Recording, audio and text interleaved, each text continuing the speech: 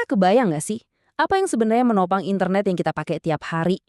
Di pembahasan kali ini, kita bakal bongkar sebuah infrastruktur tersembunyi yang sejujurnya kadang sangat rapuh, tapi secara harfiah menggerakkan seluruh dunia digital kita. Kita seringkali mikir kalau internet itu dibangun di atas pondasi beton yang kokoh, padahal kenyataannya jauh lebih kompleks. Dan jujur saja, agak mengejutkan. Coba pikirin angka ini. Lebih dari 90%, ya 90% aplikasi modern saat ini ternyata bergantung penuh pada perangkat lunak sumber terbuka atau open source supaya bisa jalan. Bayangin aja, hampir semua layanan digital yang nempel di keseharian kita, mulai dari aplikasi perbankan sampai media sosial, dibangun di atas fondasi kode yang dibagikan secara gratis ini.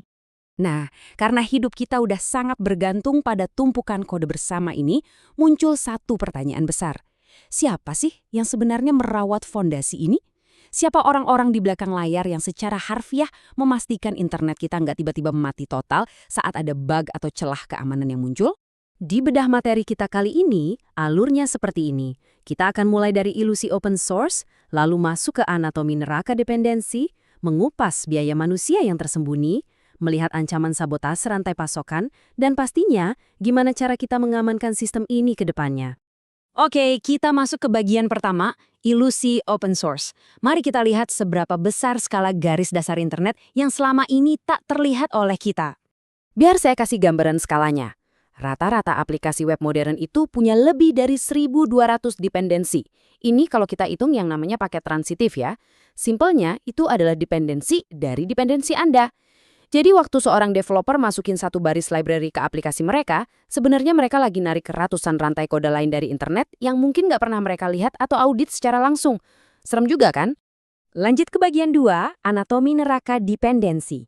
Ini yang terjadi ketika balok-balok kode tadi mulai nggak pas satu sama lain dan bisa meruntuhkan seluruh sistem. Disinilah muncul masalah yang sering bikin pusing, yaitu dependensi berlian. Bayangin Anda punya dua dependensi yang butuh fondasi yang sama persis, tapi versinya beda dan saling menolak. Mencari titik temu di antara ribuan batasan kode ini bukan perkara gampang. Secara matematis, ini masalah tingkat tinggi yang sangat rumit, sering disebut NP-hard. Nggak heran kalau para pengembang sering merasa frustrasi dan nyebut fase ini sebagai neraka dependensi. Kalau dibedah, konflik ini ada dua macam. Pertama, konflik langsung, yang terjadi di paket yang sengaja diinstal dan biasanya lebih gampang diurus. Terus yang kedua, konflik transitif. Ini dia masalah utamanya. Konflik ini bersarang jauh di dalam tumpukan kode dan bisa tiba-tiba bikin sistem crash. Dampaknya, data nunjukin kalau pengembang itu rata-rata membuang waktu 4,3 jam setiap minggunya. Kalau di total, itu hampir 1 bulan penuh produktivitas yang hilang dalam setahun cuma buat ngelacak masalah rumit ini. Sekarang kita masuk ke bagian ketiga, biaya manusia. Karena pada akhirnya ini adalah soal ekonomi dari sebuah kelelahan yang ekstrim. Open source itu bukan cuma soal baris kode, tapi masalah manusia. Realitas ekonominya cukup miris. Ada angka yang mengejutkan di sini. 60% dari orang-orang yang mengelola infrastruktur perusahaan global ini ternyata bekerja 100% tanpa dibayar. Mereka ini murni sukarela yang memikul beban pemeliharaan dari sistem komersial bernilai miliaran dolar.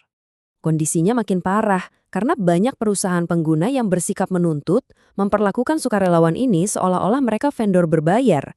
Belum lagi, tools AI sekarang sering banget membanjiri repositori dengan permintaan kode berkualitas rendah yang bikin pusing. Akibatnya, tingkat burnout atau kelelahan ekstrim meroket tajam, tembus 73% untuk pengembang secara umum dan 58% buat mereka yang ngurus proyek-proyek populer. Ini jelas angka yang nggak bisa diremehin. Kelelahan ekstrim ini ujung-ujungnya bikin semacam spiral kematian yang bahaya banget. Ada satu pandangan kuat yang bilang kalau krisis neraka dependensi ini ibarat wujud nyata dari tragedi barang milik bersama di dunia digital. Infrastruktur krusial yang kita pakai ini bisa aja tiba-tiba ditelantarkan sama pengelolanya yang udah kehabisan tenaga dan pada akhirnya membiarkan sistem tersebut terbuka lebar untuk dieksploitasi. Kita lanjut ke bagian 4, sabotase rantai pasokan. Di mana pengelola yang kelelahan tadi menjadi sasaran empuk untuk operasi spionase global. Taktik para penyerang sekarang udah bergeser jauh. Mereka nggak lagi cuma repot-repot nyari celah teknis di kode, tapi langsung menyerang ke kelemahan identitas. Mereka pakai nama palsu, ngebajak akun dengan nyuri kredensial, sampai nyebarin worm otomatis. Intinya, mereka menipu pengembang dan melewati semua lapisan keamanan teknis, karena mereka masuk dari pintu depan membawa kunci yang sah. Kasus nyatanya bisa kita lihat di kampanye phishing yang menargetkan developer bernama Kix ini. Di tahun 2025, hacker berhasil mencuri akses milik satu pengembang utama lewat halaman dukungan palsu. Dan lewat satu akun itu aja, mereka menyuntikkan malware pencuri kripto ke berbagai library yang diunduh sampai 2 miliar kali tiap minggunya. Skalanya benar-benar di luar nalar. Tapi kalau ngomongin yang lebih ngeri, kita harus bahas kasus backdoor di XC Utils. Ini tuh rasanya kayak nonton film agen rahasia. Bayangin, selama 3 tahun penuh, seorang aktor dengan nama Jiatan pelan-pelan membangun kepercayaan dan posisi penting. Targetnya, menyusupkan kunci master ke dalam OpenSSA, alat yang dipakai sama hampir semua server di dunia. Ini bukan cuma retasan sistem biasa, ini peretasan psikologi manusia yang luar biasa sabar. Dan ancaman ini terus berevolusi. Masuk ke tahun 2026, kita berhadapan sama serangan kaskade dengan kecepatan tinggi. Aktor ancaman kayak kelompok tim PCP sekarang langsung mengkompromikan sistem otomatisasi, menyusup ke tools kayak Checkmarks atau jalur CI CD Bitwarden untuk menginfeksi ratusan proses pengembangan sekaligus.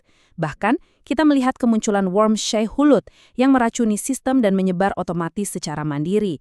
Nah, masuk ke bagian kelima, mengamankan rumah kartu ini. Pertanyaannya, gimana cara industri memperkuat lapisan dasar digital yang ternyata sangat rapuh ini? Salah satu perubahan terbesarnya ada di cara kita memindai celah keamanan. Pemindahan model lama itu sering banget ngeluarin peringatan palsu. Rasionya bahkan di atas 92%. Kebayang nggak sih capeknya developer ngurusin notifikasi palsu terus?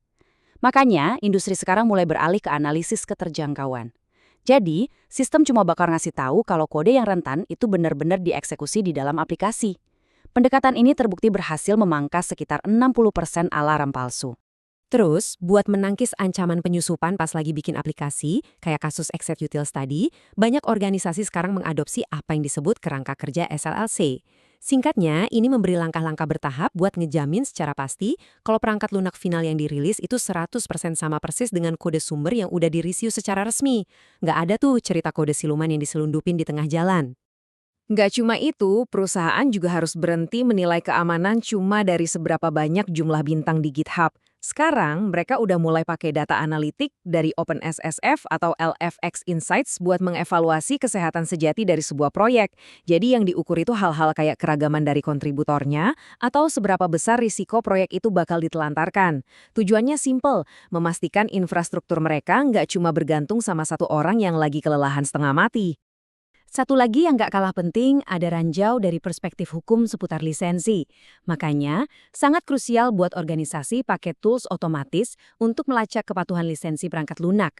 Ini buat memastikan jangan sampai ada dependensi yang secara hukum mengikat dan malah memaksa sebuah perusahaan komersial buat membuka seluruh kode sumber rahasia milik mereka sendiri ke publik. Semua ini membawa kita ke satu pertanyaan penting untuk direnungkan.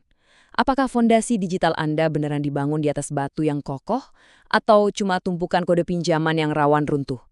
Karena faktanya, selama kita, baik itu pengguna maupun perusahaan raksasa, belum bisa memperlakukan para pengelola infrastruktur digital ini secara berkelanjutan, layaknya bisnis komersial, kita bakal terus berada dalam bahaya. Kita secara harfiah cuma berjarak satu pengembang yang terkompromi dari sebuah bencana digital global. Jadi bagaimana menurut Anda? Terima kasih sudah bergabung di pembahasan kali ini.